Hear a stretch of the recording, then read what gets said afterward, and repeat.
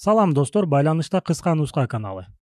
Бүгүн сиздерге 2019-жылдын мыкты тасмасы аталып Оскар сыйлыгын жеңип алган Мите курттар деген тасманы талдап беребиз. Тасманын башында Сеул шаарындагы жертөлөлөрдүн биринде эптеп эле күн өткөрүп жашаган үй бүлөнү көрөбүз. Жокчулуктун айынан жада калса интернетке да жанында жайгашкан кафенин Wi-Fi менен киришет экен. Багы жокко дагы жок дегендей анысы да бир гана дааратканасынан эле тартат экен. Күнүмдүк жашоодо бирөөсүнүн да туруктуу жумушу болбогондуктан үй бүлө биргеликте додого окшогон пиццакананын буйрутмасын аткарып жатканын көрөбүз. Бирок бул буйрутманын 4/1 чоң каталар менен аткарылгандыгынан Каждая четвертая испорчена. үй бүлөнүн мындай шартта жашаганына өздөрү эле күнөөлүү экенин түшүнөбүз. Өлбө жаным өлбө деп жүргөн күндөрдүн биринде баласы Ки Уга досу Минсөк ал акыбалын сурап келип калат. Экөөнүн сөздөрүнөн Минсөк жогорку окуу жайда студент экенин билебиз. Анан дагы ал бош убактысында байлардын 10-класстагы кызына англис тилинен кошумча сабак берет экен. Киууга келгенинин себеби да ошол кыз менен байланыштуу экен. Анын айтымында бир канча күн мурун жакшы жумушка орношуптур. Ошол себептен окуучу кызга досунун сабак берип туруусун суранат. Ушул жерден Киуунун 2-3 жылдан бери жогорку окуу жайга тапшыруу аракеттерин кылып жүргөнүн билебиз. Ошол сынактарга даярданып жүрүп англис элсин жакшыртып алыптыр. Досу сөзүн улантып, эгер мен сени сунуштасам, кыздын апасы макул болот, ал өтө эле жөнөкөй адам деп Киууга айтат. Нары ойлонуп, бери ойлонуп, акыры колго түшкөн коёнду кое берген оңобу деп эле макул болот. Каармандарыбыздын жашоо шарттары оор болгону менен балдарынын ар тараптуу шыгы бар экен. Киуунун эжесинин кичинесинен сүрөт тартууга кызыгуусу бар болгондуктан фотошопту жакшы өздөштүрүптүр. Ошондуктан үкөсүнө керектүү кагаздарды бат эле окшоштуруп жасап коет. Кийинки кадрда жалган мугалимдин кычыраган үйгө келгенин көрөбүз. Ал шакиртинин апасы менен таанышып жатканда өзүн дагы да прогрессивдүү көргөзүш үчүн атын Кевин деп өзгөртүп алат. Алгачкы сабагында кожоэке кызынын жанында болуусун каалайт. Апасынын көз алдында өзүнө упай таптоо максатында окуучусунун жүрөк согуусун текшерип, өзүн тажрыйбалуу мугалим катары көргөзөт. Был бы это настоящий экзамен, считай, что первое задание ты уже завалила. Это упражнение? Да плевать на него. Я хочу, чтобы ты прошла через экзамен уверенно. Сабак бүтүп калганда болжол менен 8 жашар кичүү баласы бөлмөсүнөн чуркап чыгып шоктонуп баштайт. Бардык энелер сыяктуу эле үйдүн кожоэкеси да уулу жөнүндө айтып берет. Сөздөрүнүн арасында баласынын сүрөт тартууга кызыгуусу бар экенин айтат. Мындай маалымат укканда Кевиндин оюна дароо эле эжеси келет. Эсиңерде болсо ал да кичинесинен сүрөттү жакшы тартат. Бир тууганын ишке орноштуруу максатында жалган мугалим: "Менин жакшы таанышым бар, аты Джессика. Ал сүрөт тартуу багытында илим алган. Кааласаңыз балаңызды окутсун" деп сөздүн учун чыгарат. Анан жакшыраак ынандырыш үчүн ал кыз АКШда илим алган. Тар чөйрөдө өтө таанымал. Мен сизди ага сунуштайм. Бирок макул болобу болбойбу азырынча айта албайм деп сөзүн бышыктап коет. Мындай мүнөздөмөнү уккан байдын аялы дароо эле макул болот. Кийинки сабакка жалган мугалим эжесин ала келип, кожоэке менен тааныштырып коюп, өзү шакиртинин бөлмөсүнө кирип кетет. Джессика кожоэкени ээрчип баланын бөлмөсүнө кирет. Адатынча баланын апасы алгачкы сабагында жанында болуусун каалаганына карабай, Джессика кадимки эле биздин математикадан берген Гүлай эжекебиздин сүрдүү кейпин кийип, ата-энелердин катышуусунда сабак өтпөй турганын айтат. Арадан бир канча мөөнөт өткөн соң баланын апасына барып, Джессика өзүн бир гана сүрөт тартууну эле эмес, дагы кошумча сүрөт психология курстарын бүтүргөнүн айтат. Ошол билимине таянып, баласынын сүрөттөрүн ачыктай баштап, бир чийиктин эки жеринде кайталанганына басым кылып, кичинекейдин ич дүйнөсүндө бир аз кемчиликтер бар экенин айтат. Аны жоюу үчүн бир жумада 4 жолу сабак өтүүсү керек экенин белгилейт. Баарыбыз түшүнгөндөй эле бул алдамчынын чыныгы максаты көбүрөөк акча өндүрүү болчу. Жалган психолог иштерин бүтүрүп калган кезде Пак аттуу үйдүн кожоюну келип, өзүнүн шоопуруна жаш мугалимди үйүнө жеткирип коюуга буйрук берет. Бул шылуун кыз жөн эле кете бербестен ойлоно калып, өзүнүн ич кийимин чечип, арткы отургучтун астына калтырып коет. Джессиканын кыйтыр ою ишке ашып, баякебиз эртеси жумушунан келе жатып, жанагы ич кийимди таап алып, үйүнө кирип сүйүктүүсүнө кызыктуу табылгасын көргөзөт. Жолдошу сөзүн улантып, жаш шоопурунун дал өзү отурган жакта кумарын кандырганын жакпай калганын айтат. Чамасы бул үйдө кадр маселесин жалаң гана жеңебиз чечет. Ошондуктан кожоюн кымбаттуусуна кайрылып, шоопурум жаш, күчкө толуп турган кези, жеке жашоосуна киришпейм. Бирок эгерде кыздын каалоосу жок эле күчкө салып кумарын кандырган болсо, мен балеге калам. Андан көрө тынч эле кетирип салчы деп өзүнүн сунушун айтат. Бул сөздөрдү тыңшап турган Джессика үйдүн кожойкеси менен сүйлөшө кетип, шопурдун орду бош калганын билет. Ошол убакта шылуун кыз: менин бир байкемдин досу 30 жылдык тажрыйбасы бар шопур, өтө жакшы адам. Кааласаңыз байланыштырып коеюн деп кулагына эл сүйөрдүн кесмесин илип, өзүнүн атасын сунуштайт. Кийинки кадрда шылуундардын атасы унааны жакшы башкара билип, сынактан өтүп Пактын шопуру болуп калат. Үчөө биригип эми апасын жумушка орноштуруу планын ойлоп чыгышат. Ал үчүн үйдүн тиричилигин караган аял Мунгону жоготуш керек болот. Көрсө, бул аялдын шабдалыга болгон өтө катуу аллергиясы бар экен. Ошону билип алышып, Киу шабдалдын чаңын чогултуп алып, Мунгонун чачына сээп коет. Натыйжада анын аллергиясы кармап ооруканага барат. Ал жакта шопуру өзүн селфи кылмыш болуп, Мунгону сүрөткө тартып алат. Анан унаада кетип баратып, Мунгонун сүрөтүн көргөзүп, кокусунан телефондон сүйлөшкөн сөздөрүн угуп калдым. Бул аял кургак учуктун коркунучтуу түрү менен ооруйт экен деп жалаа жабат. Дагы да кожоекесин ынандырыш үчүн Мунго жөтөлгөн кагаз сүлгүгө кызыл сыя тамызып, кан сыяктуу кылып коет.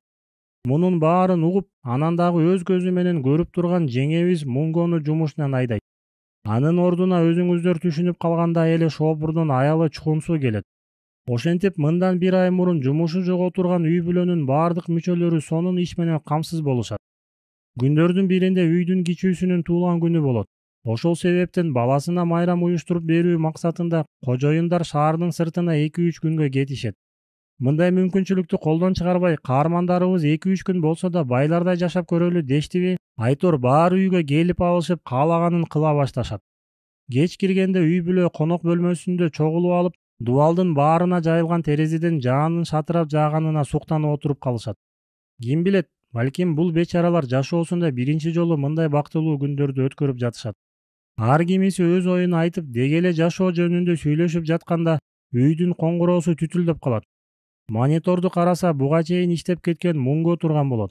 Бөлмөмдө майда чүйдө буюмдарым калып калыптыр деген шылтоо менен үйдүн ичине киргизүүсүн суранат.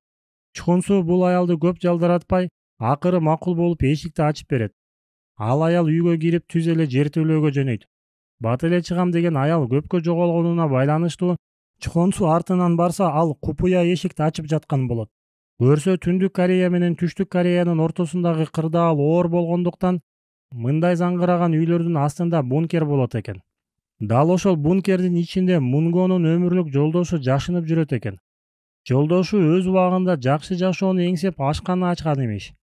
Тилекке каршы иши жүрүшпөй, насыясын төлөй албай калгандыктан артынан коллекторлор түшүп алыптыр. Дал ошол чөөлөрдөн жашынып 4 жылдан бери ушул бункерде жашайт экен. Мунго чөгөлөп алып Чхунсудан бул сырды сактап калуусун суранат. Кала берсе, кичине болсо да акча сунуштайт. Мындай өзгөрүүлөргө даяр болбогон Чхунсу каадаланып баштайт. Ошол убакта дубалдын артында тыңшап турган үй бүлөсү тайып кетип, жыгылып түшүшөт. Анысы аз келгенсип бири-бирин ата апа деп өздөрүнүн бир туугандыгын билдирип коюшат. Мындай мүмкүнчүлүктү колдон чыгарбай, Мунго дароо эле алардын баарын видеого тартып алат. Андан соң жанагы жалдырап жаткан Мунгону алмаштырып койгондой эле баарын сөгүп нары тургула, болбосо кожойкеге бул видеону жөнөтөм деп коркута баштайт. Кийинки кадрда азыр эле көз жашын төгүп жалдырап жүргөн Мунго шылуундарды тизелетип койгонун көрөбүз. Бир маалда Мунго үстөмдүктүн рахатына мас болуп сөзгө алаксып кеткенде, шылуундар колундагы телефонун тартып алып, өздөрүн туткундап алышат. Ошол убакта үйдүн кожоюндары телефон чалып калышат. Көрсө, булар эс алууга барган капчыгайда жаан нөчөрлөп жаап, ал жакта калуу мүмкүн эмес болуп калыптыр. Ошондуктан үйлөрүнө кайтып келе жатышыптыр. Анан дагы үй жумушчусуна тамак кылып туруусун буйруйт. Башка айласы жоктугун түшүнгөн шылуундар дароо эле издерин жашырганга киришет. Көйгөйдүн үстүнө көйгөй жараткан аял күйөөнү болсо, уруп согуп бункерге түшүрүп байлап коюшат. Бирок кандай гана аракет кылышпасын, кожоюндардын келишине үйдөн качып кетүүгө жетишпей калышты. Аргасыздан үчөө тең конок бөлмөдө турган үстөлдүн астына жашынып алышат. Багы жокко дагы жок болуп, үйдүн эрке баласы өзүнүн чатырын тигип, короого уктайм деп чыгат. Аны карап туруу максатында ата-энеси да үстөлдүн жанындагы диванга жайгашып алышат. Бирок кожоюн бөлмөгө жайылган шопурдун жытын таанып, түшүнбөй калат. Бөлмөдө алардан башка дагы 6 кулак бар экенин билбеген байкебиз кымбаттуусуна кайрылып, шоопурунун жыты аны иренжиткенин айтат. Ошол менен эле токтоп калбастан сөзүн улантып, шоопурум жакшы адам, бирок кээде көп сүйлөп башты оорутат. Анан дагы жыты жакпайт. Запах водителя Кима. Этот запах потом остается в машине. Ты знаешь, как бывает, когда вскипятишь тряпку? Вот такой запах. Он долетает до заднего сиденья и никуда не деться. Кээде сел саяктай көк жыттанат деп сөзүн бүтүрөт. Сыягы жанагы биздин жеңелерибиз ишке алаксып кетип, кир жугучтан кеч алып чыккан кирдей жыттанат чыгар. Кургаганда кийимиң таза, а бирок жаныңан адам качат. Муну уккан шоопурдун маанайы чөгүп, өзүн бир бечара сезип калат. Шептер уктап калганда үчөө акырын жөрөмөлөп үйдөн качып чыгышат. Көчөдө нөшөрлөгөн жаандын астында жүдөп какап эптеп үйлөрүнө жетишет. Тилекке каршы булардын корболуусу ушул менен эле бүтүп калган жок. Болжол менен 4-5 саат мурун кычыраган үйдүн терезесинен жаандын жааганына суктанып отурушкан болсо, бул жертөлөөсүнүн терезеси ачык калып, жаандын суусу жашаган жерине толуп калыптыр. Ушул убакта бул бечаралардын моралдык акыбалын түшүнүү үчүн кийинки кадрды жөн гана назарыңыздарга тартуулап коеюн. Үйүндө калуу мүмкүн эмес болгондуктан баары биргеликте мектептин спорт залында жатып калышат. Бул түнү каармандарыбыздын ич дүйнөсү өзгөргөнү байкалды. Эгер буга чейин анча-мынча шылуундукту, кыйтырылыкты үй бүлөсүнө берилген амал-көйлүк, акылдуулук иретинде кабыл алып, кай бир деңгээлде сыймыктанып жүрүшсө, эми көздөрү ачылып, жашоо тепкичинин эң төмөнкү даражасында жүрүшкөнүн түшүнүшкөндөй болушту. Таң атканда биздин каармандарыбыз ыйласа ыйы келбейт, күлсө күлкүсү келбейт деген акыбалда турушканда, жеңебиз коңгуроо кылып баарын эрке баласынын туулган күнүнө чакырып калат. Кече жаан-чачындын айынан ойдогудай майрамдай албаган баласынын туулган күнүн бүгүн өткөрүп бермей болуптур. Ошентип чакырылган коноктор келишип, баары майрамдык маанай менен жүрүшөт. Ал убакта Киу шакиртинин бөлмөсүндө жүргөн болот. Айта кетчү нерсе, буга чейин жаш кыз менен устаты бири-бирин жактырып калышып, кыз-жигит сымал мамиледе эле. Маанайы чөгүп, ою ар тарапта жүргөн жалган мугалим өзүнүн чыныгы жашоосуна кайткысы келбей, чуукул чечим кабыл алат. Ал ылдый түшүп, бункердеги туткундардын көзүн тазаламай болот. Бирок иштин баары ойдогудай болбой тетиринен чыгат. Көрсө, Мунго алган жаракаттарынан улам о дүйнөгө кетиптир. А күйөөсү болсо мындай жоготуудан кийин акыл эсинен тайып, бардык нерсеге даяр болуп калыптыр. Ошондуктан Киунун мойнуна илбек илип, бункерден сүйрөп чыгып, башына таш менен 2 жолу чабат. Анан сыртка чыгып, Джессиканы көрүп калып, ашканадан ала чыккан чоң бычак менен көкүрөгүнө сайып салат. Анын артында турган кичинекей бала чоочуп кетип, эс учун жоготуп жатып калды. Ал менен токтоп калбастан, Джессиканын апасына да бычак менен атырылат. Бирок ал шиш кебептин шомпуру менен сайып, өзүн тынчытат. Мындай кайгылуу окуялардан улам 2 ата өз балдарына жетип барышат. Кожоюн баласын тезинен ооруканага жеткирейин деп, шоопурунан унаанын ачкычын сурайт. Кандайдыр бир себептер менен унаанын ачкычы туткундун жансыз денесинин астында болуп калат. Үй ээси ачкычты алып жатканда жытынан жийиркенгени көрүнөт. Ушул убакта Шепинин селсаяктай жыттанат деген сөздөрүн эстеп кетип, каарманыбызга жин тийип, артынан келип бычак менен көкүрөгүнө сайып өлтүрүп коет. Анан өзүнө келгенде башка аргасы жоктугунан көчөгө качып кетет. Кызыктуусу, ошол күндөн тарта тартип сакчылар өлтүргүчтү таппай калышат. Арадан бир канча убакыт өттү. Киу өлбөй калыптыр. Бирок акылынан тайып калганы үчүн апасы экөөнү эркиндикте калтырышыптыр. Бирок бир канча убакыт өткөн соң Киу өзүнө келе баштайт. Анан жүрөгү сезип, тоонун боюна чыгып, жанагы үйдү карай берет. Ошондой күндөрдүн биринде Киу үйдүн сыртындагы чырактын өчүп жанганын көрүп, атасынын бункерде жашынып алганын түшүнөт. Каарманыбыз морзе тамгаларын колдонуп, баласына кат жөнөтөт. Көрсө, кожоюнду өлтүргөндөн кийин көчөгө качып чыгып, арткы эшиктен кайра үйгө кирип, бункерде жашынып алыптыр. Атасын тирүү экенин билген Киу чоң бизнесмен болуп, үйдү сатып алып, атасын боштондукка чыгарат. Бирок бул жөн гана баласынын алдындагы койгон максаттары болуп чыгат. Тасма ошол менен аяктайт. Достор, бул тасманын мисалында элибизде айтылган калптын казаны кайнабайт, анан дагы бирөөгө өлүм тилегичи өзүңө өмүр тиле деген сөздөрдүн маанисин көрө алдык. Андыктан тилегеним, жашообузду жакшы жакка өзгөртүү үчүн шылуундуктан алыс болуп, ич дүйнөбүздү байытып, заманбап кесипке ээ болуп, Адал эмгек менен алектенгенге Кудай таалам насип кылсын. Кийинки видеодон көрүшкөнчө сак саламатта болуңуздар.